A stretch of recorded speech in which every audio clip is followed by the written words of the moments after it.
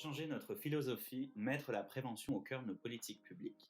Alors c'est beaucoup de grands mots pour expliquer un concept relativement simple qui est celui de la prévention. Chez Le Jeune avec Macron, on a choisi notre proposition sur l'égalité femmes-hommes pour en parler. Parce que oui, on aime beaucoup le rappeler, ça a été la grande cause de ce quinquennat et c'était aussi la première fois qu'on avait un ministère dédié à ce sujet. Alors beaucoup de choses ont été faites, je pense notamment aux dispositifs pré-plainte, les téléphones grave danger ou encore les bracelets anti-rapprochement pour n'en citer que quelques-uns. Et même si c'est important de rappeler ce qui a été fait, il reste encore beaucoup à faire. Et c'est justement là qu'intervient la prévention. Parce qu'au fond, l'ensemble de ces mesures, aussi importantes soient-elles, elles sont plutôt de l'ordre du curatif, c'est-à-dire qu'elles interviennent en réponse de manière rapide à des situations graves. Avec le préventif, on va plutôt tenter d'œuvrer pour que ces situations ne se produisent pas du tout. En gros, pour l'un, on est sur du temps court, alors que sur l'autre, on est sur du temps long. Alors c'est plus facile à dire qu'à faire, et c'est pour ça qu'on a décidé sur un volet qui nous semble majoritaire, qui est celui de l'éducation pour aborder ce sujet. Comment on compte s'y prendre ?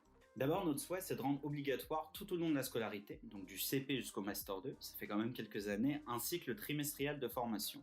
Concrètement, c'est d'avoir une journée minimum dédiée à des sujets comme l'égalité entre les femmes et les hommes, à la lutte contre les violences sexistes et sexuelles, mais aussi sur les stéréotypes.